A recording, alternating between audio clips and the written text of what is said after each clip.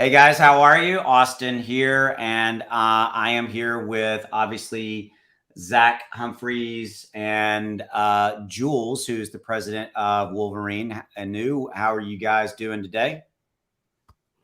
Doing great, I'm man. doing well. Yeah, I guess we're gonna do an AMA thing, right? Why not? We're here. We're all here together. What? Sorry about that. Yeah, Sorry it's the about that. best time to do it. Sorry, I literally have the other screen up here and it went live and gave me an ad. I apologize. Okay. Sorry about that, guys. So we've got about 25 to 40 plus people here with us. So again, what I want to do is get started here. So yeah, we've got a few people in the house. We've got Juliet here, Leon's here, Adil Stanislav. That's a cool name, Stanislav. Yeah, 2-bit cryptos here. Oh, you're doing an AMA tomorrow with 2-bit, right? Yes, Jules? so it's gonna be a back to back. Yeah, you're getting out there and hitting the streets. So yeah, I saw that. I saw so that's cool.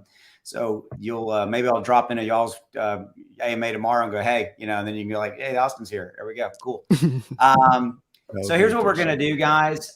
We are going to we've got an agenda a little bit because we've definitely got some content that we want to get out there for you guys. We want to talk about some stuff. Jules has got a lot of information he wants to share with you guys. Zach and I've got questions around those things, and we just want to make sure that we give you guys all of the information that you need to understand and get even more insight into Wolverinu. And and then after that, basically once we get through that content, we will open it up to Q&A, question and answers. I will tell you up front, definitely don't have to give me any super chats. I'm not asking for them, but super chats do get answered in priority. So if you have a question that you definitely want Jules to answer, then we will answer super chats as they come in. But other than that, we're gonna have a Q&A session at the end. All right. So cool. All right. So here we go. So let me, Jules, let me pull up your website here real quickly, and boom, boom. And I want to talk about up front and center. I want to talk about, as you've been talking about with Zach and I want to talk about the redesign. So can you give us some insight? And by the way, cool redesign. When I saw the new site, I was like, this looks amazing. So give me some insight into the redesign and the discussions you've had with legal counsel related to the logo. So I'd like to, because I know a lot of people still have questions about that. And so can you put some clarification around that? Yes, so the purpose of the redesign was just to give our website more utility. For the website, of course, we wanted to be more functional, and actually, we wanted to incorporate like a central hub so that people can get news, get updates, so that they can keep track of our project a lot easier. Now, Mhm. the staking that was disabled on the nav bar because we have a partnership with the engine developers who is upgrading it to the version 2. So it's definitely something that we constantly improve if you've seen it from the first iteration. Right. And it's something that we want people to use to be able to get verified information about what it is that we do, what we're planning on doing, and some of the promotions that we're working on. Okay, cool. Now, with regards to the legal counsel, I mean, we've mentioned many times before that we've been working with copyright attorneys. That's their specialty. So they gave us a full legal opinion. They've reviewed our entire business, and they've stated that there's no copyright concerns that they can see. Um, there was some things with regards to the merch that, the name was too similar to something else that was out there. So, it's just like any business, you get legal counsel so that you know the best path for moving forward, because we want this to be a long-term viable project in both the business sense and the legal arena. Right. Well, I applaud you for dealing with this, straight on, and again, spreading the word. And again, I want to applaud you, man. This is a good looking website. And what I've done here, guys, in case you don't know, At the top of Wolverine News website, there's this Wolverine News link right here, and I'm right. That's where I'm at. So that's where I'm getting this content. So just to clarify and to confirm, Jules, so you went proactively, right, and sought counsel related to the potential copyright logo scenario. You dealt with it head on. The legal counsel's come back and said, per the redesign, which is right basically here with your new logo that I have my mouse over, you're now good. You're in compliance. You're not going to really see any downstream issues, et cetera. Is that's pretty fair assessment, right, of what you said? Exactly. Okay. I mean, we wanted to be preemptive. I know that some people had those type of concerns, so we listened to our community and we were very proactive in making sure that it was done right. So we were just happy to know that that everything is good to go. It's just a matter of moving our business forward at this Right. point.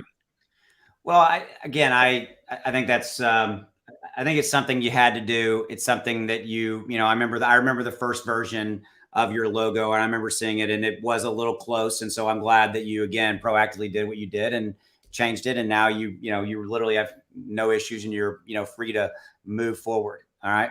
Yeah, and we're So also going to be trademarking our logo as well. So we're gonna have full, oh, cool. complete rights to it.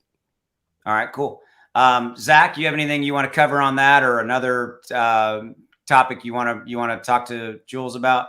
Yeah, sure. I mean, I'll just ask kind of a generic question. I mean, just looking at your chart, I mean, a great start. I mean, obviously you're still early, over 18,000 holders.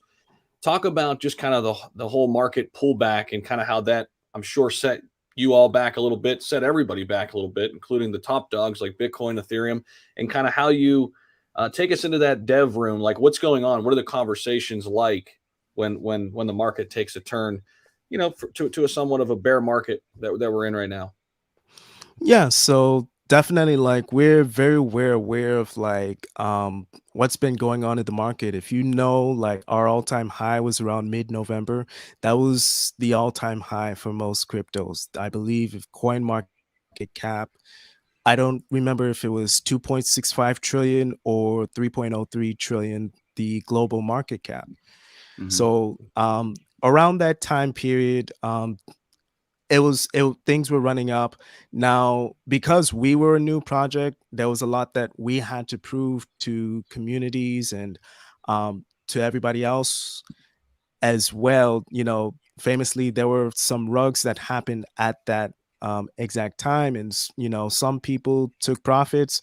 Some people, they were concerned about what happened in other projects, so they would take it out on our project as well.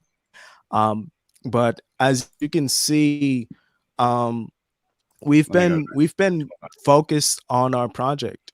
Yeah. It's one of those things that we can't control with regards to the price. You look at the chart, the vast majority of the sales is just from one wallet address. Two bot addresses. But as a dev team, in terms of what we speak about and how we communicate, it's more so with regards to our roadmap. We want to make sure that the roadmap is solid. We want to make sure that everything that we do and provide for the community is top notch and is delivered. So, we don't really focus on the chart per se. um, it's there for everybody to see, but the main thing for us is that it's an early project, Right. and with the right partnerships, getting the word out and letting people know like what type of project we are, how transparent we are, how communicative we are, it'll run back. So once it's altcoin season, definitely you'll see us take advantage of that. Jules, you brought up a really good point. I want to kind of talk about in that particular comment I just showed.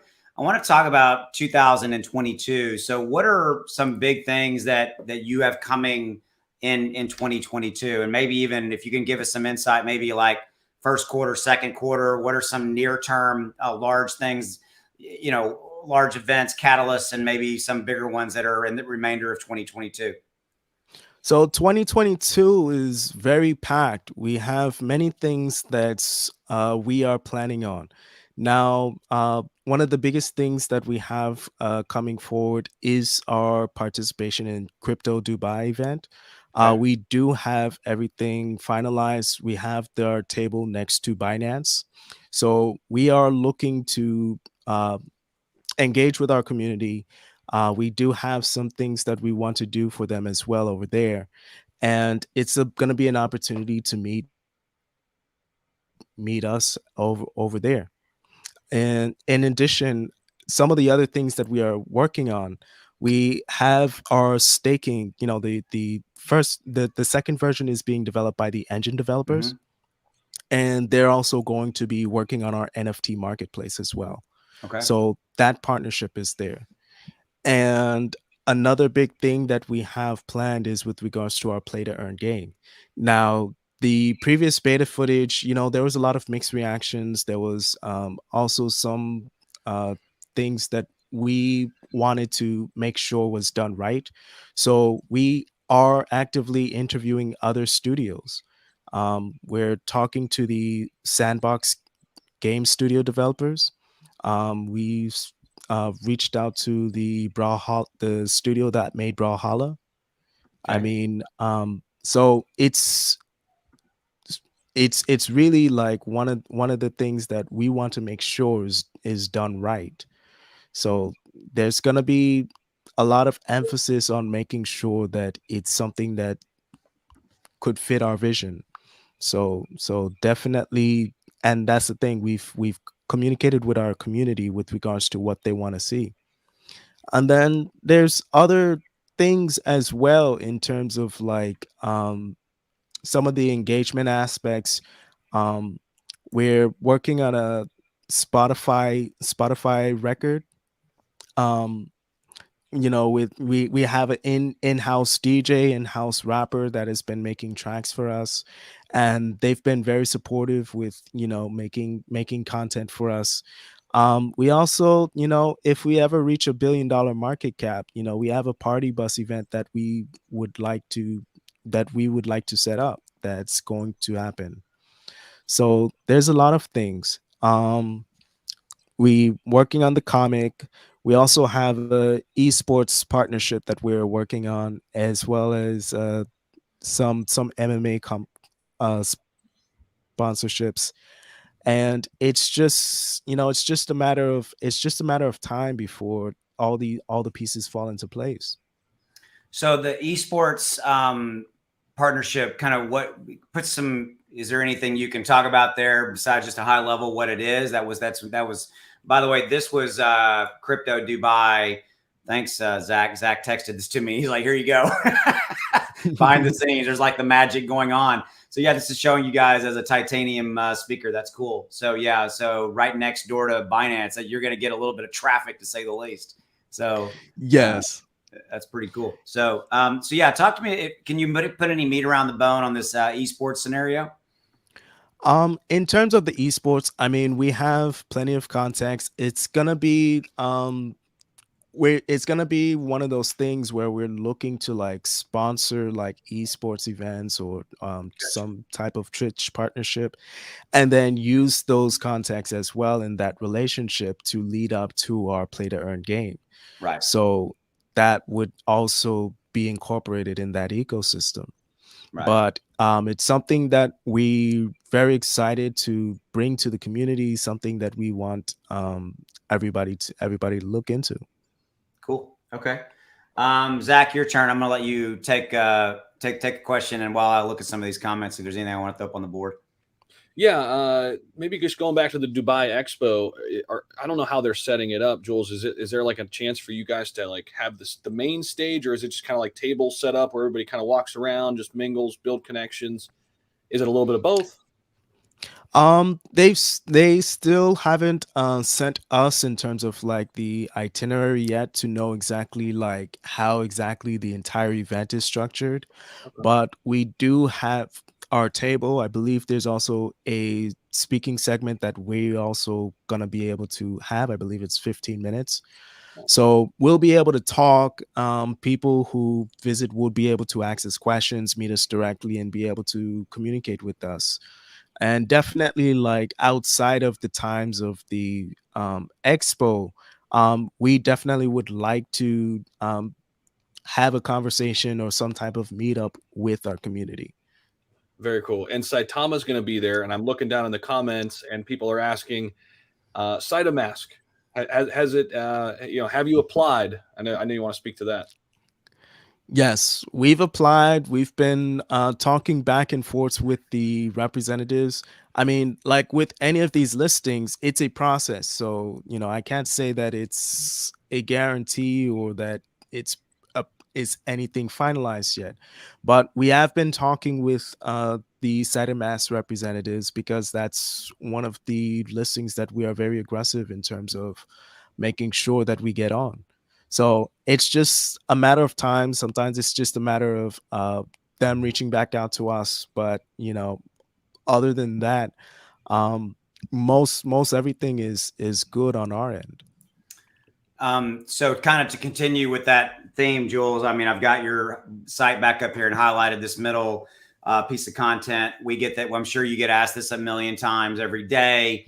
Anything new beyond side of mass from an exchange standpoint? Obviously, we all know those are the big things that people want to talk about in crypto. In fact, I could just have a channel where it's just like exchange and what crypto is going to be on what exchange. I think people would be all over that all day long. So is there anything you want to add from an exchange standpoint? Anything you want to kind of get out there or talk about from outside of side of mass?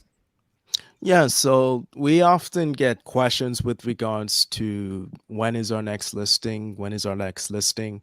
And the reason why we don't have another listing yet is because the mid-tier exchanges, they have a stronger vetting process. So I would like to officially announce that, some of the other exchanges that we are applied to is Qcoin, Gate.io, and WazerX.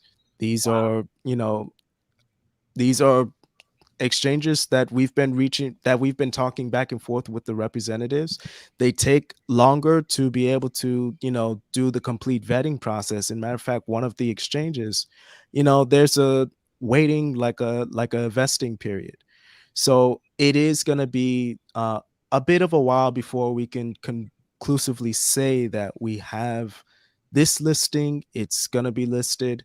But this is what we've been working on. This is the representatives that we've been talking to. So just as point of clarification, have you the KuCoin? You said KuCoin, Gate.io, and one other, or was it just those two? WazerX. WazerX. Have you talked about those before? Is this the first time you've talked about those? Yeah, this is the first time publicly that we have mentioned. Oh, wow. There you go. Broke the news. Okay. So just to confirm, guys. So Jules, WazerX, KuCoin, Gate.io, you're in the process of going through let's call it their onboarding process, right? And that is a process. I think we really want to stress the word process. And there's time and there's things you have to do. There's vetting processes, et cetera. Correct? Exactly. So it's Okay. just a matter of patience. So that's what we're working on. Those are our highest priority ones. But any of the smaller exchanges that people have been sending on to us, I mean, we have an entire spreadsheet with regards to every single listing and their requirements. Yeah. So we're aware of them. And it's just a matter of seeing which one is going to be most convenient at the time for us to apply for. Yeah, and this is actually completely purely me just interested. Is there I was going to ask kind of, is there one that's easier, but that's really not what I'm trying to get at. I mean, they all have their different things you have to do. Like KuCoin may be easier than say Gate.io or vice versa. And do you try to almost kind of, once you're in that process or even like outsider looking in, or you kind of do some due diligence, you're like, hey, Gate.io is a little easier. As an example, I'm just making that up. Do you kind of look at it that way? Or is it just, we want to go after these level of exchanges and we're just going to kind of go through the process? Well, I mean, in terms of easier or not, I mean, the way I look at it is different tiers. Tier one is like it's very easy. Most tokens they're able to easily list on that. Right. Tier two, there's a bit of a longer vetting process, and then tier three or like the high tier exchanges like the Binance and the Coinbase. Some of them are almost like an invitation only type of exchange where it's like you have to prove yourself like through extreme extreme volume, high holder count, Right. some type of value that would be attractive to that exchange. So when you move through this roadmap, basically the way most cryptos work is just the exchanges that you're able to qualify for, you go after that. And then as you grow, more tiers of exchanges are going to become available to you. Right. So now we're in that area where we could be looking at a GateIO, a Q coin. Um, it might take a while. I can't make any guarantees that, with regards to time frames, because that's ultimately up to the companies. But this is the type of work that goes behind the scenes. Right. Yeah, and I think a lot of people don't really understand and get it. They think like, why aren't you on KuCoin, yesterday? And it is I've had some insight into it, like in talking with individuals like yourself, and I know it can be a very laborious process. And you just continue, you just go through it, and you just kind of put your head down, and you just kind of do it. you know, you know. So, Yeah. so Zach, I'm gonna throw it to you, man. I'm sure you got a question because I'm just hogging all the time here, man. No, it's cool. I just want to kind of jump around a little bit. Take us through play to earn. It's just everybody, it seems like, wants to get in the space. Like gaming's going to get huge, right? I mean, we all kind of feel it. It's like, why would you play a great game when you can't earn crypto? When now you can, right? It's like, Mhm. so how are you guys maybe trying to separate yourself? Maybe a few things like in that regard that you're doing maybe differently, or some different ideas you have for the future of how that looks. That'd be great to get your insight on that. Good question. Yeah, play to earn, it's a very important part of our roadmap because it is something that we anticipate to be very big. The NFT gaming market is at its infancy, basically.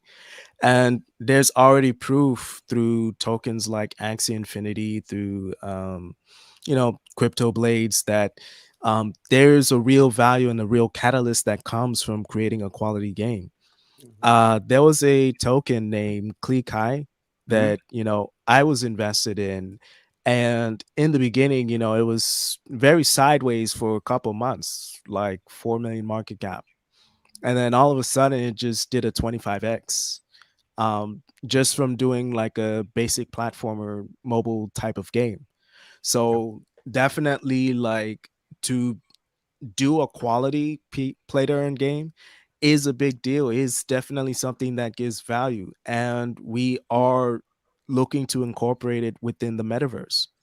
So we have these contacts in place, we have these relationships already in place to make that happen.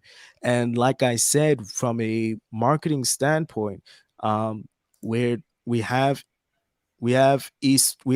somebody who's helping us with regards to getting it on esports, and incorporating different communities and those type of NFT gaming, those people who would be associated with it, so that we can definitely bring the most return back to our holders. That's It's interesting, Jules. I mean, so for those of you guys, just to give you a little peek behind the curtain, when before we came on, Zach and I were talking to Jules, and just talking to him, and it's interesting. The exact same person that was behind scenes is here in front of you guys, and he said to Zach and I at least 4 times, "It's all about the community. It's all about the community I'm building." And so, I just want to say, man, that's really cool. It's very refreshing that the behind the scenes guy is the same as the guy that's on stage, and I just I hear consistently that you're just really truly, you care about your community, and you're really trying to build it, and you're really trying to add value to that. So I just want to point that out, man. I agree. Yeah, we I'm just one guy out of many people that's involved in the token, that makes decisions, that vets these studios. Some of the times people can't reach me because I am talking to these studios. I am talking with the rest of the team. And everybody that works on the project, they have a real love for this community. We would never do anything to that would hurt them or that would, you know, deter the project. And it's one of those things where it's just we've just developed a relationship where it's positive, it's constructive. A lot of people really want to support each other there, you Right. know.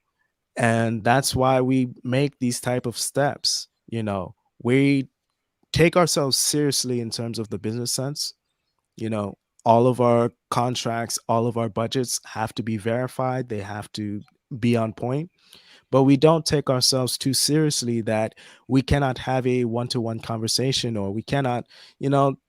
Everybody was making fun of me the other day because I decided to cook last night, and Cool. I showed them what I had made um last night. And it's rare to see a team, to see like a dev team that is willing to, you know, that is lighthearted, that is able to talk like that. And so we do a lot to try and protect our community from scammers out there and fudders that are looking to take advantage of them. So that's really one of the main incentives for Wolverinu's. That's one of the main incentives for us doing themed Telegram AMAs, or Mhm. AMAs in general, specifically addressing these floods. And we see the difference. You know, people are less vulnerable. They're less naive.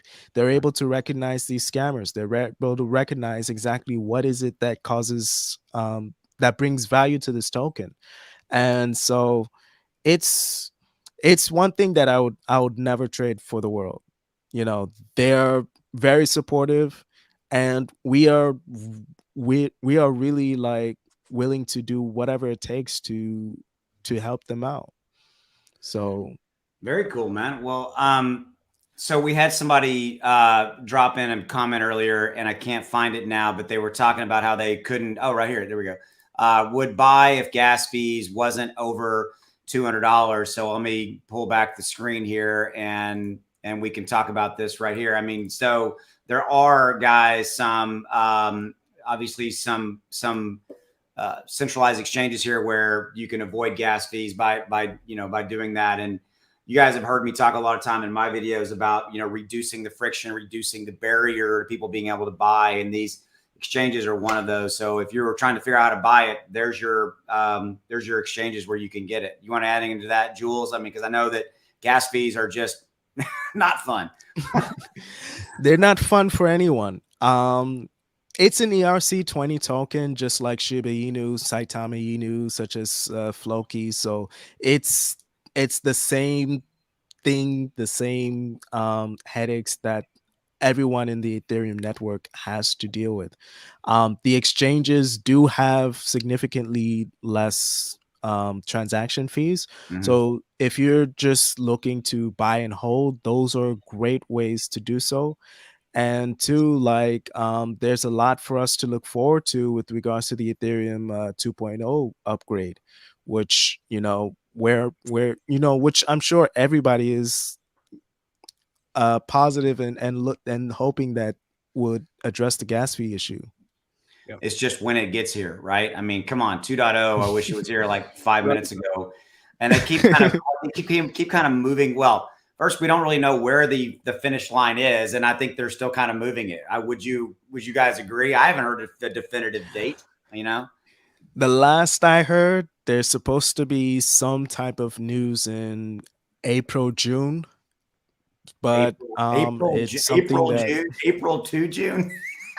April, maybe June, we might hear something, but I would just say, if gas is an issue, use the exchanges. And also, if you are using like a Uniswap, like the DeFi route, there are tricks, there's tips and tricks in terms of like making sure that your transaction is as successful as possible. So it's not the same all the time. So you can look up and see like when is gas at its cheapest point. Me, as a rule of thumb, personally, like if it's $150 or less, that's when I make my trade, Right. because I know, it's not as congested. I'm able, I have a higher probability of being able to make the transaction. I But agree. I agree. but yeah, if you see it's at like 200, 225, 260, that's a sign that the network itself, in the entire Ethereum network, is very congested. There's probably a lot of activity. That's where you're going to see the most risk in terms of issues. So, crypto is all about timing. How you time it is going to determine whether you make profit. So just do your due diligence and you know check the gas tracker. Yeah. I personally was trying to do a deal the other day. I was trying to buy something. It was like 2 o'clock in the afternoon, and it was $1,800 in gas and I was like, oh my God, that was as high as I personally. And I'm like, well, somebody somewhere is doing like an NFT drop or something. I'm like, nope, no, thank you. And I backed out, it's like, holy cow. Yeah, I see that. I just like, listen, if it takes me a week or 2 weeks, I would rather guarantee that my transaction goes through than, save a couple bucks by, you know, it being $10 million market cap as opposed to $12 million market cap. I Absolutely. mean, we all go through it. I've had failed transactions on me. They still suck, Yes, but you do. that's why we focus on these exchanges the way that we do. Right. Yeah. And happens to us too, guys. I know Zach was smiling. It's happened to me. It happened to me yesterday. I had a couple of them. So they suck. So yeah, that's a technical term. They suck. Want to obviously highlight this. There you go. So Jules, you're getting some love here, dude. You're a professional. I have a vision. I'm not invested yet, but I will be soon. Good job. So that was a super chat there from Nick. So thank you. Oh, here we go. Here we go. There's one. There's a good one. So there's a couple on here, Jules, I want to chat about. So some things I know you kind of want to talk about. I want to make sure we NFT. Talk about your NFT drop. Talk about what's going on there. Yes. So with our community, we've been giving holder incentives. The first NFT drop pretty much was about a month, 2 months ago. And now this current NFT partnership we have with Fried Vision. He's done collaborations with Porsche, Nike, Red Bull. So it's a nice animated NFT, and our instructions are out there. Basically, if you bought zero point 0.1 ETH worth of Wolverinu on or before December 17, and then you held from the 17 to January 17, then you would qualify for the whitelist to be able to receive the NFT. Oh, cool. But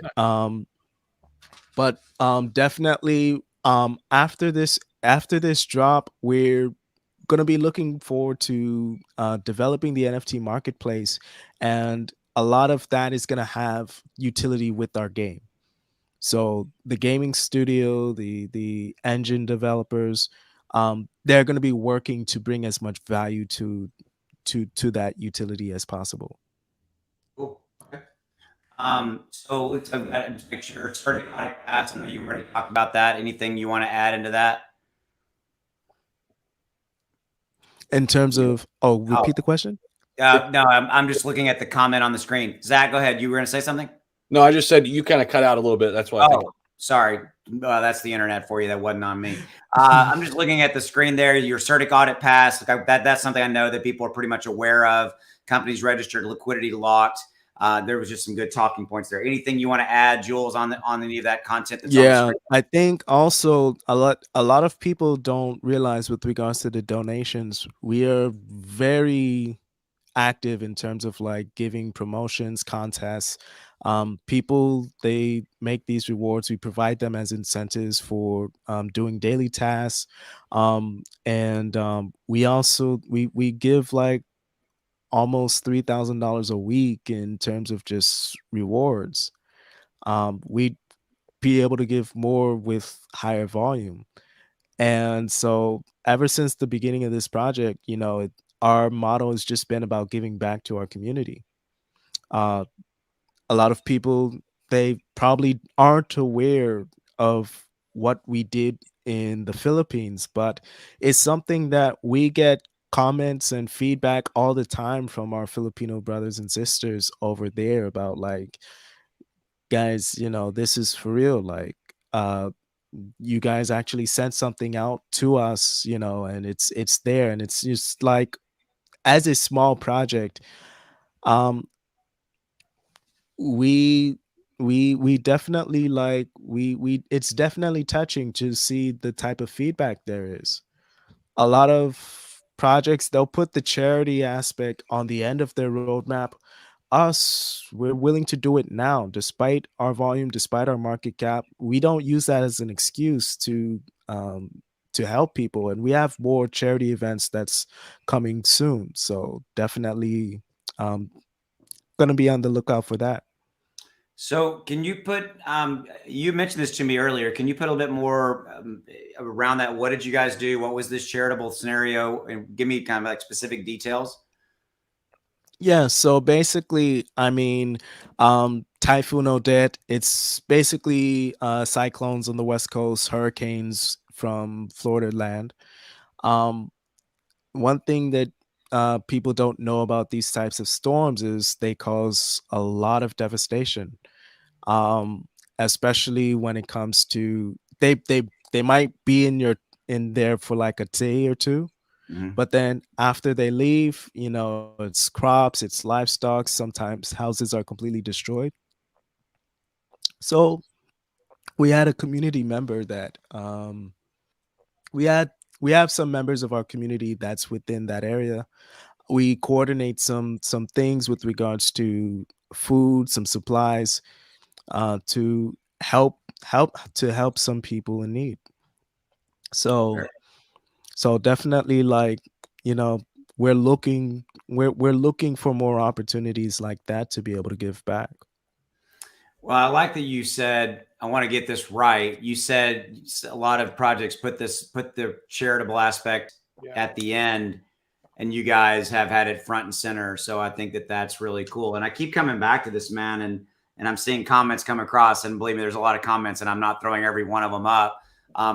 There's tons of them because we got over 330 plus people alive with us. Um, it's the community. I knew that you guys had a strong community. But full disclosure, I knew you had a strong community, but I didn't know that it was this strong. I didn't know that you were this active. And it is again, I want to tell you, man, and I'm sure Zach has some words for you as well. It's truly refreshing to do an AMA and to, yeah, you're talking about the things you want, the content you want to get out there to keep your community aware. And oh, by the way, to spread the word. That's why, let's just call it what it is. That's why we're doing this, to continue to make new people aware. But about every fourth thing you say has the word community in it. And that's really unique, man. So just that's from my side. Zach, I'm sure you want to add anything to that. Yeah, yeah, a few things. Jules, I love what you guys are doing with the charity initiative in the Philippines. And, to that effect, I couldn't help but think about kind of how Axie Infinity has kind of helped people in that same place with the opportunity to play a game and earn money. I mean, so I've read a lot of popular press articles, stating that people have basically quit their job to go play these play to earn games. So I bring it back into like the gaming aspect because I see a lot of questions coming in about the game. I think people want to know more and more details about that. And then in addition to that, like, are you looking into these emerging markets, like more so to kind of captivate a different audience? What's that all entail, or is it kind of um, whoever we can reach? That's great. Reaching in terms of, like, different communities. Yeah, yeah. In terms of like, who may you market to first to play the game, or is it just kind of a wider scope? I mean, in terms of reaching out to different communities, we already have like a very robust community that's from other places. Um, we have a great Nigerian community. We have a great Arabic community. We're trying to develop some of our other communities. I believe that we have a Spanish AMA that we are looking to get organized for that particular section. So it's an international effort. Um, Everybody from the team is from different parts of the country. They have different skills and capabilities that they bring to the table. So we will market to as much as we possibly can go to. And the reason why, it's a speech tick in terms of like repeating that particular word, but it's a sign that that's what matters to me. Because every project that's out there, they live and die by their community. If you do not create relationships with people, if you do not make that connections, um then the project is not gonna sustain itself. Right. We've seen projects in the past that um have ran up to $1 billion market cap, and the dev is either MIA, not really talking. Most of the actions is done by the community to help build it up. That's kind of how Shiba Inu became the force that it is, because they were able to grow themselves so to such a point that they became a force of they became a force in and of themselves. Right. So I always, me and the rest of the team and all of our moderators, like we have almost 30 people that is like in the Telegram, in the Discord, in the Facebook, like just helping in different ways that they can. Just talking to people, making sure questions are answered, watching out for scams, letting people know like what to avoid, and make sure you don't talk back to this person because they're asking for your private key and not that has nothing to do with our project. So this is why we've been so strong for so long. And it's one of the things that I hope that people see is different from us compared to other tokens. Because yeah, there's always going to be good projects that come in and out, and there's going to be a new project that comes in like for the first day or so. It seems promising, it'll pump, and then you slowly see the volume go down, and then you slowly see the issues come with some projects. um and for us, every single day we are working. We're either talking on our Telegram chats, we're either doing something in terms of a team meeting so that we can have these type of partnerships on the table for everyone, or we are making some type of incentive, so either a reward or a contest or a charity giveaway, so that people can feel like they're they're a part of something.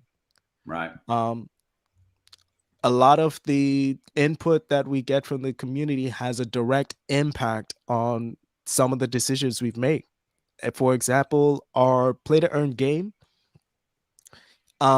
we wasn't satisfied with the first one. The second one, we pretty much just had multiple AMAs, and we set up a specific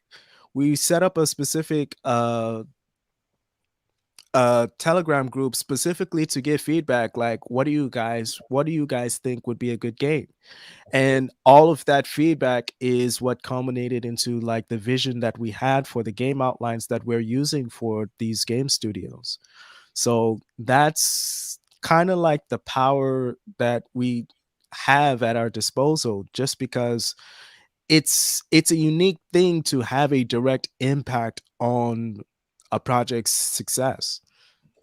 Yeah, it really is, and I love that you're giving the community a voice, right? We hear so much about like DAOs now, right? And like, um, Mhm. allowing the community to make more decisions. I mean, that's true decentralization, right? I mean, that's why we're all kind of here, and so I love that. And you're right. I mean, you've got the power of what 45,000 plus to give their opinions, give their thoughts, and I think it's awesome.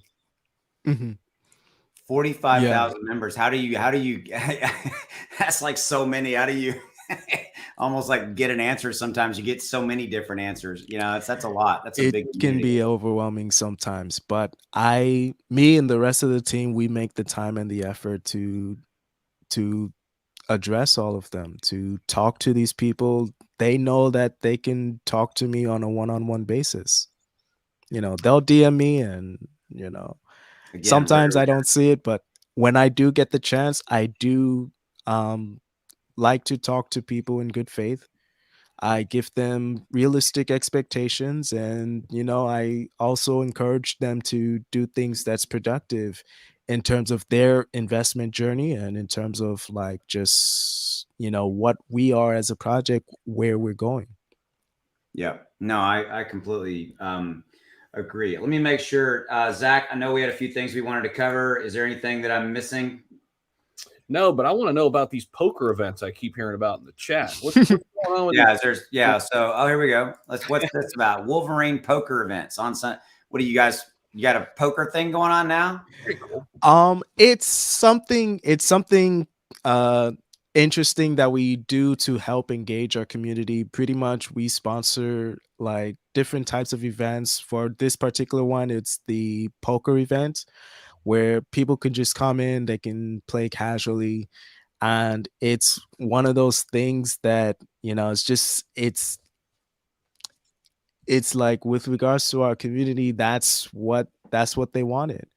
I believe some of them, they want to do a Smash tournament. Ooh, So that'd be cool. Mhm. um so we're looking to see ways to set things up so that people can de-stress, people can, just at the end of the day, most crypto is about escapism. You don't want to be worried about uh issues. You don't want to be worried about the real world. You want to be worried about um you want to come here to know that something is going up, be part of that energy. So it's just one of many things that we use to help engage everyone. It's very cool. Let me know if you figure that out because I wouldn't mind having a poker group in my like private community. I'm like I'd hang out and like play poker. Why not? Right? So that'd be kind of cool. Hey, Um, Yeah, definitely. Just watch. Yeah, just watch that. We keep getting this question over and over again, and to make sure I'm following you, Jules, right? Mhm. You're in that process right now where you're kind of talking to and vetting development studios for the new, basically, you scrap the old game, now you're in the beginning process. Is that an accurate assessment?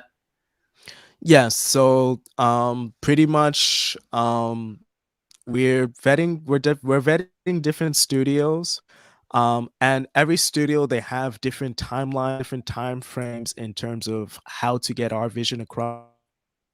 The type of game that, for the most part, that we've been looking to make is like some type of platform combat game, similar to Super Smash Brothers or Brawlhalla, which is basically like the inspiration for like the style of game. Right. And it's something that we want to be done well, but in order for it to be done well, um you have to have the right studio. It has to there's strict budgets with regards to when things come out, and also they tell us with regards to what their development time frame is. So we don't have a time yet, because that is dependent on the game studio that we ultimately partner with.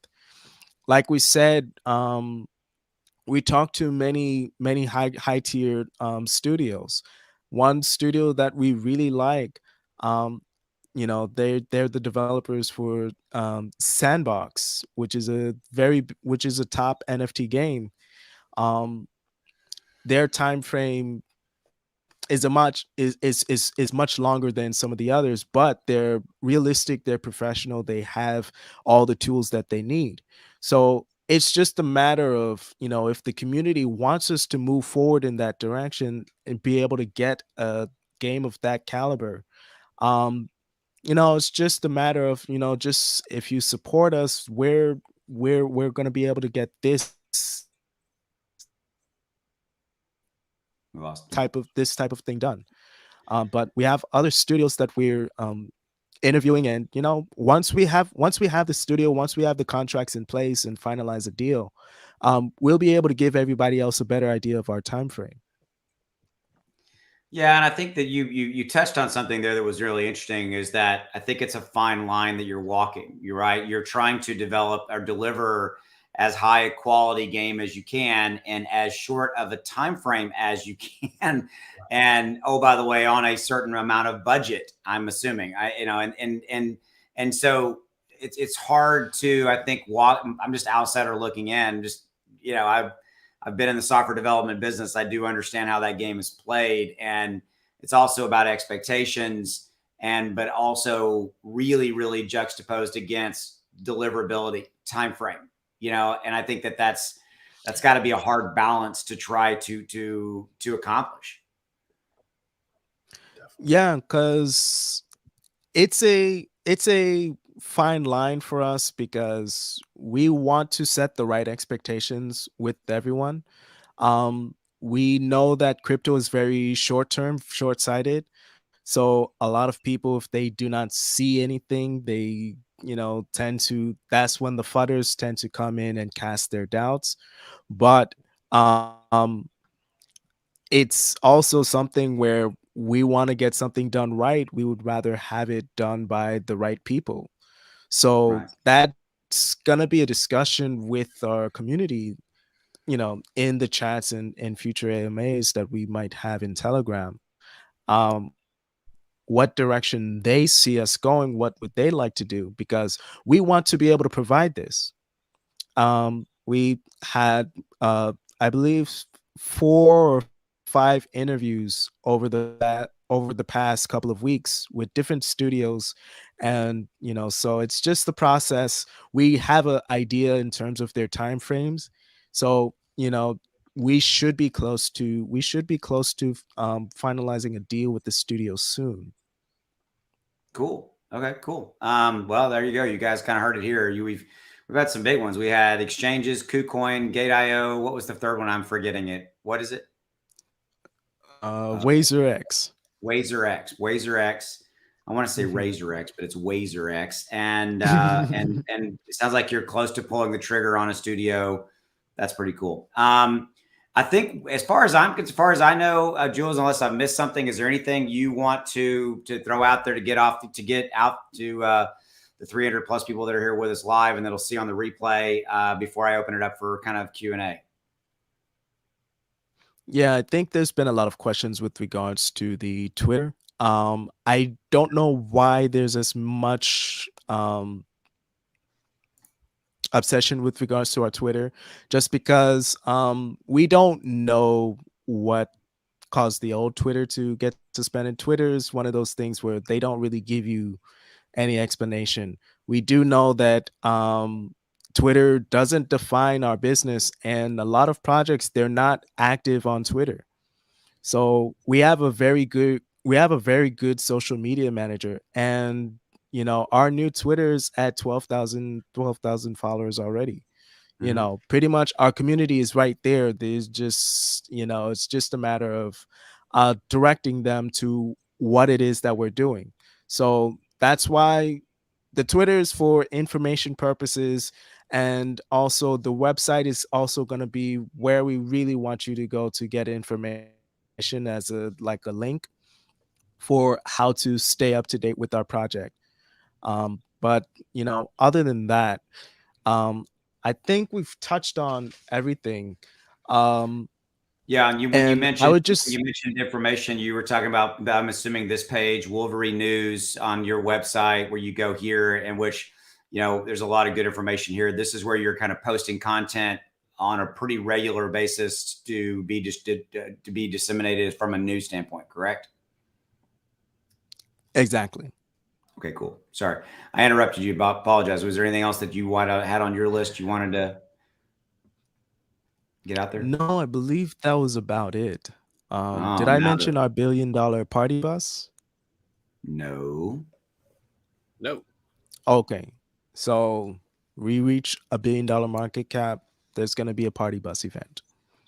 Oh, So it we have we have high expectations, and we have big ambitions for our project. Very cool. All right. Well, what city are you going to do it in? You don't know? That part is up in the air. Either Vegas, Cali. That part is not set in stone yet, but we do know that's what we want. That would be cool. All right, cool. Great. All right, guys. So I guess what we'll do now is we'll open it up to questions, and we'll kind of just I'll pick them as they come across here, Jules. So it'll be almost like a firing line. You have no idea what's coming at you, and it's going to be a horrible experience. I'm completely kidding. Okay. Let's see what we got going on here. We got an amazing website. That's not a question, but thank you. I'm sure to Jules. Jules, can you hear me?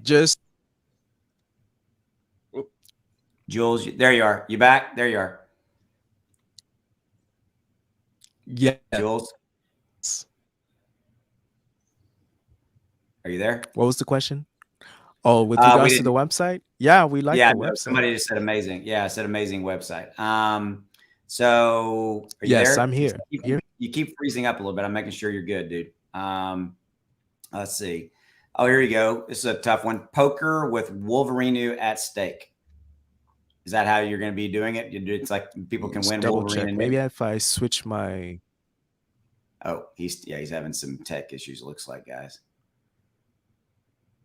You know, as he's fixing that, Austin, just kind of to keep this thing afloat. I've been really, really surprised by how many people are super, super passionate about this, and it's not that old of a project too. It's pretty awesome. Almost 20,000 holders already too. It's great. Yeah, I mean, Jules, you back? Here we go. Yep. Yes. Are you able to hear me now? Cool. Yeah, we're able to hear you. I think you had some issues. We were just talking about your community. I think. Yeah, I mean, your community is nothing short of amazing, man, and your commitment to them has been one of the coolest things that I've learned in this AMA. Trying to see. I don't have a lot of questions. I have a lot of comments coming through. You know, best token in the universe. Just trying to make sure I can see any questions here. Zach, if I miss one, if you see one, yell it out, okay? Sure. Here's what game dev companies are you trying to get in touch with? You've already made a good game. Iverto, I'm going to kind of speak for Jules there. I don't think he's not going to divulge the gaming companies that they're talking about, but it sounds like, right, Jules, you're getting close to maybe pulling the trigger on a game development company in the very near future. Is that an accurate assessment?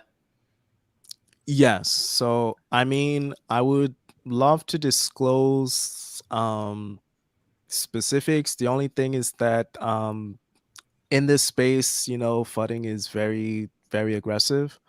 So I mentioned we've reached out to the studios that develop Brawlhalla, you know, Sandbox, companies that are reputable and that have done quality NFT games. So we want to make sure that, you know, it's done right. And once we get a partnership in place, definitely we're going to be announcing the details of that. Cool. This is one we covered early on, but I'll even take this one for you, man. I love dealing with our assignments. So we talked about this, Shib Amin Master, and we did talk about this, and Jules addressed this. You hired counsel. Counsel looked at everything you're doing. You went through the logo redesign. You've been assured by legal counsel that there is no issues at all with the logo. I guess this specific question though is around the name. So you want to add anything to that, specifically to the name component? Yeah, specifically part of our legal counsel, we ask with regards to all aspects of our business, our name, our logo, our business. As far as the name said, there's no issues with it at all. You know, it's not related to anything that's registered. The name by itself is good to go forward. So we don't have to make any changes on that end. And like I said, with regards to the legal opinion, they it's based off them reviewing the entire business model, and they said, you know, this is not a copyright issue. You know, Cool. all concerns are addressed, and there's no, because they have to look at it from a standpoint like, um in terms of probability, if they were to be advising the other company, what would they be able to do? And so that's why we're very confident in our path moving forward. Oh, that's interesting. I hadn't really thought about that. So that's a valid point. They're looking at it like if they were representing the other side trying to come after you, would they have a good case? I've never had anybody explain it to me that way, but that certainly makes sense. That's interesting. Mhm. Hmm. You just made me go, I'm really got to think about that one. That's a little, I didn't know that. I never really thought about it that way. Zach's doing the same thing. He's like, Pondering. that's, he's pondering. That's Yeah, what Zach looks like. He's pondering. we get these questions, and it's part of the reason why the price has been shaky when you saw it from the all-time high, because people had those questions.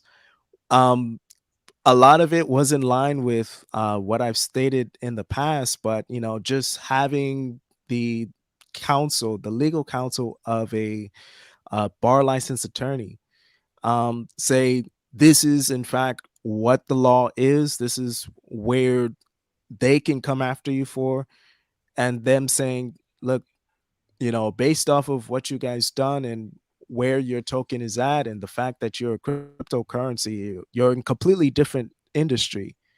um you wouldn't really have anything to worry about.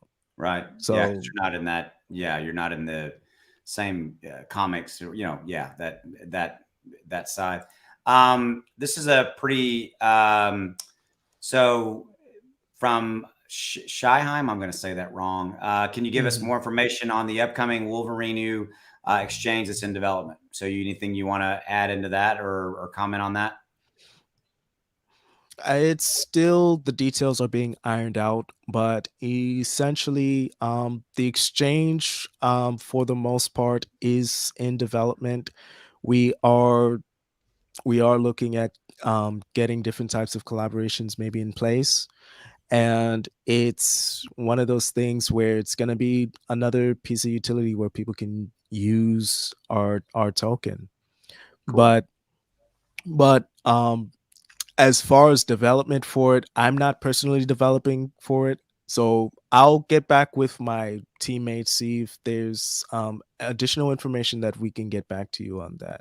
And then you'll probably just communicate that to the you'll communicate that to the community. That was interesting. Communicate that to the community. I didn't even know that. I didn't know that was going to happen. That was interesting. Okay, here we go. Here's one for you from Michael. I staked in V1 until March. I don't see the staking on the website anymore. Will my stake tokens be automatically moved to V2? Yes. So the way that the staking developers mentioned to us, V2 is just an update. They stated there's nothing really that you guys have to do as of now. If there's anything that you would, we would announce specifically, but it's really just an update. It's a major overhaul so that um, it's more profitable, it's more efficient, the user interface is a lot better, so that people who do stake, they don't have like those type of issues. Now, if you staked and it's time, like you could still claim your tokens if you go to the links, the stake.wolverinu. I believe we've pinned them in our pin messages, but I can probably ask them to, if you have that question, just reach out to us in like wherever you find us in Telegram or Facebook, and we'll give you those links and you'll be able to unstake your tokens. But but the developers, they're pretty much on track to complete it by the end of the month. And you mentioned that's Engine, and that's ENJIN, right? Engine that's doing that. Not necessarily Engine, it's the developers who developed Engine. Got it. So their company, we've verified with them. They have an awesome portfolio. They're very professional. They gave us the pretty much the synopsis of how it's going to be updated. So it's definitely going to be, we're going to be very happy to see the improvements that take place. Cool. Okay. I'm going to give you a pop quiz here. Tough question. When we lose 3 zeros, what would be our market cap? These are always hard for me to answer. Don't do math in public. It's kind of been my statement. Do you Yeah, happen to know that one off the top of your head? in terms of me as just me as an investor, Um, I never really look at the zeros that's in front of a project because they're different in all projects. The supply Right. is different. It's not an apples to apples comparison. I look at the market cap. So the market cap goes up, that's when my, investment goes up. I would assume the next zero is 100 million market cap, two zeros is probably $1 billion market cap, and then three zeros is 10 billion. Mhm. um, I could be wrong on that, but I mean, like I said, as an investor, zeros is not something that I look at. It's the market cap, it's my rate of return. Right. Yeah, and the market, I mean, Zach and I talk about this every day, and you can see a common thread in our videos, and we talk about it offline, and I'm sure Zach knows where I'm going with this. It's just been a bloodbath in the overall market. And when you've got Bitcoin, Ethereum doing what they're doing, and you've got just every single day, the fear and greed index being in 22, 23, you've got, here in the States, you've got the Fed, the Federal Reserve making their comments, hyperinflation. Globally, COVID just continues. We're all gonna die of COVID in the next 3 minutes. I mean, it's got, and I've even Jules taken it to the standpoint of like talking about like when you go to the store, eggs are more, cheese is more, fruit is more, Mhm. vegetables are more. It's this compounding thing, and I'm really saying that. Frankly, I kind of want your opinion on that. I mean, because I know the price of your project, your price of your token has been obviously impacted by that, as has all, but I mean, it's just not a whole hell of a lot of fun right now. Yeah. I always have these conversations in our Telegram and with everybody involved. They know that I'm passionate about telling them about paying attention to the market because this is what you're seeing at play. If, say, an Ethereum goes down 4%, that is a huge loss in market value. Oh yeah. So that goes down 4%, then small cap tokens like ours end up getting hit like twice, three times as that. So definitely, and it's funny you mentioned the greed and fear index Oh because yeah. it's like a lot of people, they hear buzzwords such as FUD and they don't understand what exactly it means. The fear, uncertainty, and doubt. That is your confidence in the market, in crypto, in your investment. Every single investment class has these type of confidence index. Like, how confident are investors in this particular um, investment arena? Yes. And if you look at the stats, the average crypto investor is 24 years old. Mm-hmm. The largest demographic is between 18 to 30, and then the second largest is 30 to 49. Whereas for the stock market, the average accredited investors closer to 50, that 50 to 60 range. Right. So there's a big gap in terms of like the knowledge, in terms of like the discipline, in terms of like, because things that is commonplace or common knowledge, like common sense, in for most investors is not yet learned yet within the crypto market because it's so young. Right. So once we help elevate everybody's knowledge, focusing on the topics that really matter, like, guys, this is what really contributes to the price, this is what contributes to the market price, market value. um that's when you're going to start seeing a real explosion of value, because crypto is the only truly international um market that is out there. Yeah.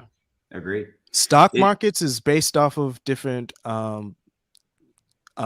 regions, like the US stock market, the Japanese stock market, the right. et cetera, et cetera. Yeah. And forex is pretty much uh just currency.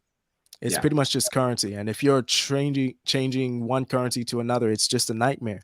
But it's rare to have a market, have a business structure that is international.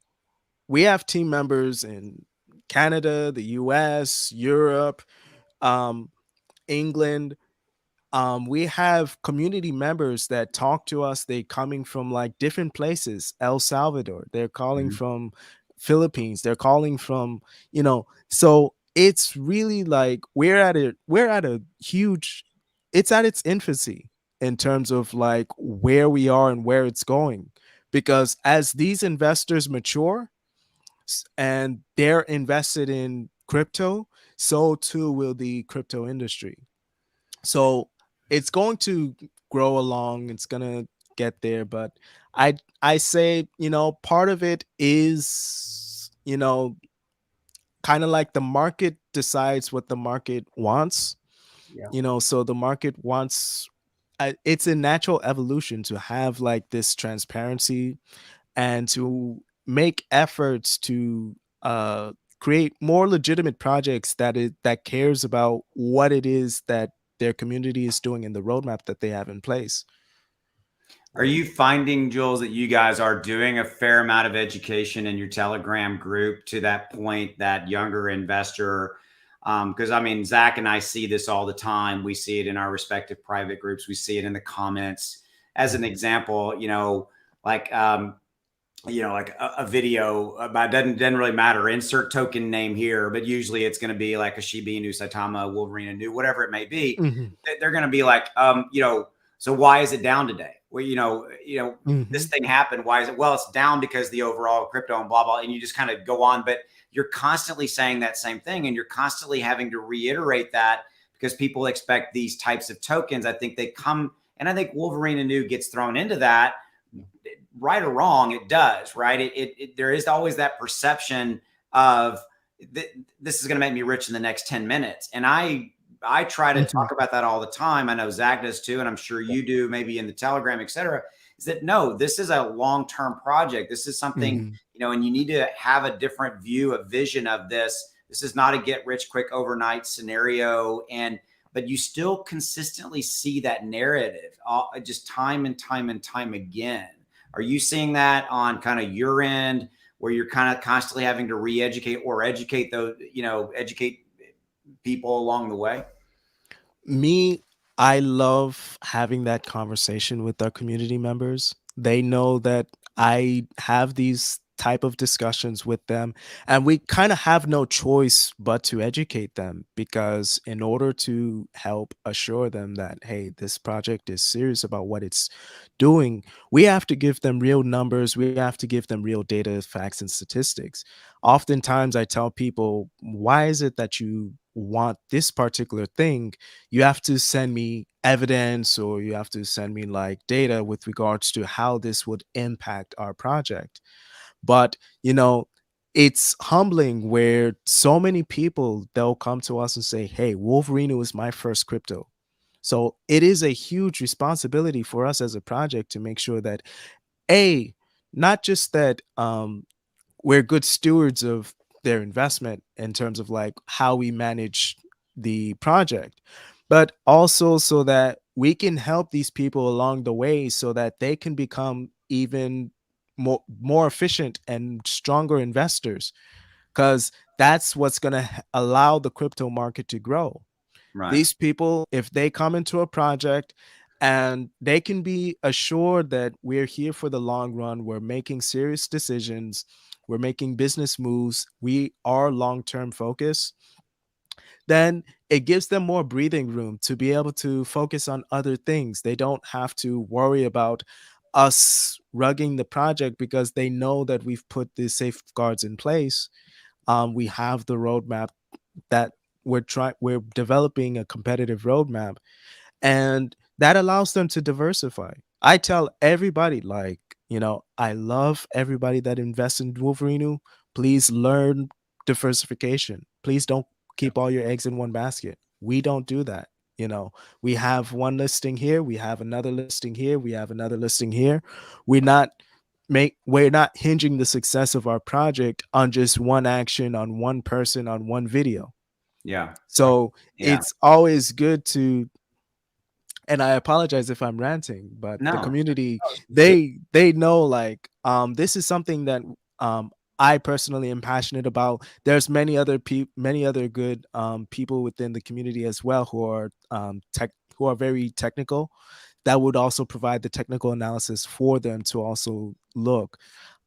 So I want to pause and I want to state I want to say something to the audience, the live audience, and the people who watch this on review, or when they go to see it when it goes live afterwards.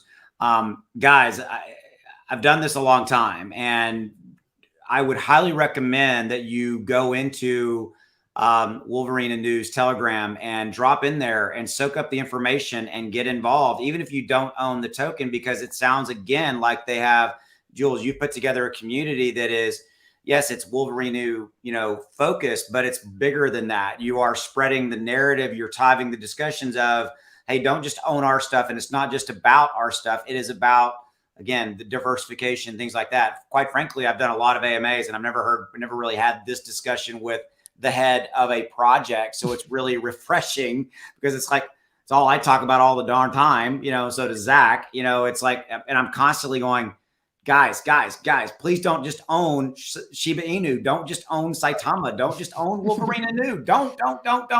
And it's like, everything I have is in Wolverinu. And if it doesn't go up $1, then I'm going to be, I'm like, oh my God, it's the exact same reaction that I have.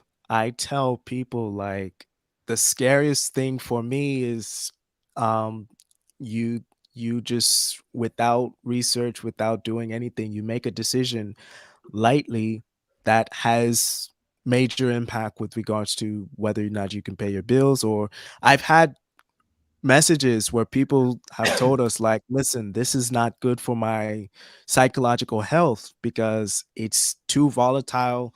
um there's certain things that I don't understand quite yet.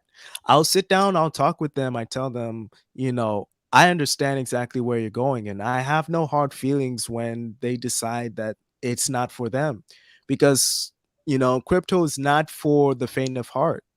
No. You have to be patient. You have to know exactly what is going to cause your investment to grow. Your investment grows because the market cap grows. The market cap grows because people buy. And if enough people keep on buying, that buying pressure, then yes, it's going to go to exactly where you want it to go. But when people spend more time going to the Telegram just to FUD or ask questions that have nothing to do with us, like, oh, the price is dropping, or hey, I'm down from my all-time high. um, you have to ask yourself, like, what is it that you're doing to help us get to the next level? Because it's not just, we are not just the only part of the equation with regards to the success of the project. Right. You know, you have to have a good dev team, you have to have a good community, and you have to have a good market that can help sustain exactly the type of goals that everybody is doing. So Man, there is, I'm yeah. I'm I'm pretty, This is awesome, man. I just want to listen to you. I'm just gonna sit here and go like this. Just gonna listen to you talk. Could you do this? Could you come onto my channel every day and say this stuff over and over and over again? Zach saying we both want this. So this is I awesome. would love to, listen, this is a topic that everybody knows that I'm passionate about, because I want everybody to be successful. I want everybody to make a good return on their investment, but I also want them to be educated to the point that they'd be able to teach somebody else. Because the last thing that I want is people to come in and then they've learned nothing from it. Right. Dude, Because let there's me a lot of say, things in the yeah, crypto market that is, there's a saying, there's nothing that's new under the sun. right. A lot of advice in terms of, like, methodology, how investments work, that goes into how markets operate. Yeah. Because ultimately, we have to develop this market. We have to develop trust in this market. The next evolution is the transparency. I would say in the US, I mean, there's usually the next evolution is self-regulatory agencies so that we can be at the forefront of some of the concerns with regards to the US government. You also have to develop packs to make sure that laws are in your favor. Yeah. You have to identify the senators that know what crypto is, that can advocate favorably in terms of like your investment, because that's what every other market does. Yeah. Real estate is the most heavily lobbied market, I believe, out there. They are constantly making sure that the laws are in their favor. They're making sure that whatever it I just saw the Come comment. on, that's funny. We all have to pause for a laugh. I mean, yeah, there we go. I'm sorry. Yeah, I interrupted you. I'm ranting. No. See, This is normal, by the way. this is like normal, by the way. this is like I'm heaven for trying. me. Yeah, because we have these. Um, He and I have they're over there. We have these conversations all the time, man, and it's just it's not frustrating, but it kind of is, because at the end of the day, what sitting in this seat, I genuinely view my job as education and trying to help people make a better decision, choice, overall crypto, reduce risk, all those things. And dude, I mean, I'll say it again. I mean, again, for those of you guys listening, I mean, I've been doing this a long time. I see a lot of projects, and Jules, the things you're saying are really, really beyond cool. As the head of a project, you're also looking beyond and way outside the scope of just your own. And you're saying, guys, I'm just one piece of this, and hopefully you will come into my project and you'll like it and you'll invest, etc. But it is more than that. And that's so refreshing. I haven't had this conversation, so that's just, I'm going to keep saying that. So guys, we're coming at about an hour, 20 minutes. So let's give it about a 5 to 10 minute call. And I'm just going to keep this one because, hey, I guarantee somebody screenshotted that. That's going to be on Twitter tomorrow. I got to get it off, so there you go. If I can jump in, Jules, to your point, it's so big. And I saw somebody put in there, Shannon Bray, who's, very crypto friendly, running for the Senate. And I really think that's really what it is, right? It's people that make the decisions. It's the people in these powerful seats. If they can see the value of crypto, and I know we're slowly getting there in the US, where we've got, some people on the side of decentralization, some people fighting back, but it's having these conversations. It's educating not only the people in our communities to get together collectively, but the masses, right? Congress, and even the big decision makers. And I think having these conversations here helps us do that and facilitate that. It really does. Yeah. So, Jules, parting words. What's some final thoughts you want to convey? Before I let you answer, I'm going to say, truly, dude, it's been a pleasure, man. And I have learned a lot.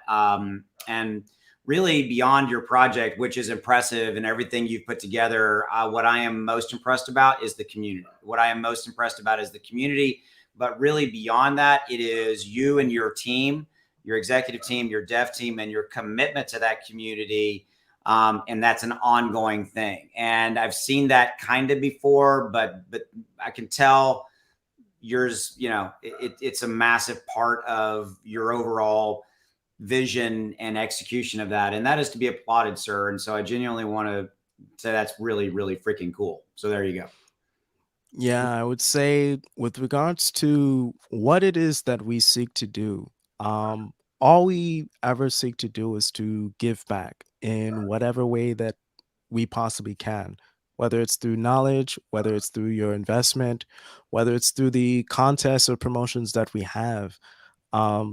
We have a vision for what this project could be at the end, where people are able to enjoy themselves, we're able to help out with regards to the communities, and we're able to help with crypto adoption, because for me personally, that's something that I, and as well as many investors, would like to see. Right. Microsoft, Apple, they were building computers before anybody knew what they were. It was a young people thing. It was a specific niche culture. And now it's just a pervasive part of our culture. True. S- Yeah. There's a bank in a small community bank that decided, you know what, we're going to be crypto friendly. We're going to embrace this aspect. And they made $60 billion in profit. So there's no excuse in terms of like what our potential is. And so um that's that's really looking forward pretty far, but that's what you need to be as a developer. If you're a developer in this space, if you are an investor in this space, the day-to-days of what's happening right now is not as important as what we can hope to accomplish in the future, where you have tons of other projects just similar to ours that is willing to give back, help with aid, provide resources for communities, um, and also provide some aspect of education as well. You know, we stick together. Right. And one of the things that is our main motto is that Wolverinu is about love.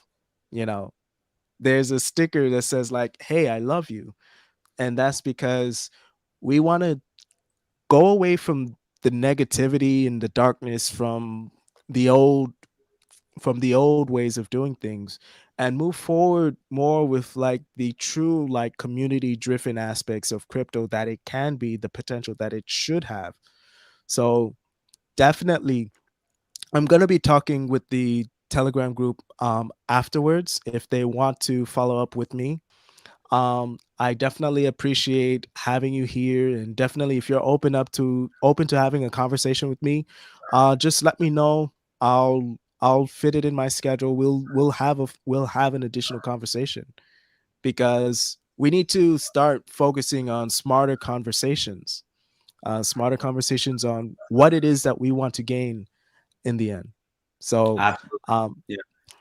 that's our project in a nutshell. That's kind of like our mentality when it comes to talking to our community. And right now we are very bullish in terms of like what our expectations are. We are very ambitious. We have our expectations up to here because that's the only way you can succeed in business. If you set low bars for yourself, that's all you're ever going to achieve. So, you know, we talk to high quality studios, and we have the organizations and the systems and the policies and the steps that we make is because we expect that we are going to need these in place for when things really become explosive. So there's a saying, like you have to walk as if like you're already there. Like, if you imagine yourself to be that thing, you should be making actions as if you're already there. So definitely excited. And anybody that has questions or concerns, they're free to reach out to us. I love it, man. I apologize. I was muting me because the dogs, you can hear them. So there's, I got a lot, and there's the dogs. Okay. I always love listening to the dogs. It's just part of my life, man. All right. I'm gonna let you go, Jules. Thanks for your time, man. Zach, you any parting words while I'm gonna mute myself because of the dogs. Go ahead, Zach. No, definitely, Jules. Thank you so much. I've learned a lot, so I hope everybody else has has as well tonight. And not only just about Wolverinu the project, but more about the longer term vision of crypto, how Wolverinu fits into that equation. I love the message, man, and it's great meeting you, man. You too, likewise. Yeah, and again, I want to give you a free advertisement. I mean, if you're out there, if you're somebody trying to figure out where to put some money, and even if you don't put it into Wolverinu, I think you need to go join this man's Telegram group at the very minimum to get some education on his project, but also really on overall just kind of diversification. I love the message you're putting out over there. Most projects tend to be that project centric, that project focused. I love that you also have a vision towards much bigger things beyond the scope of just your project. So thanks for taking the time, sir. I'm going to end it on that note. And For those of you guys who've been with us, thank you for spending some time with us. And for those of you guys watching the replay, thanks for spending some time. And we'll see you later. Take it easy. Night. Thank you, everyone.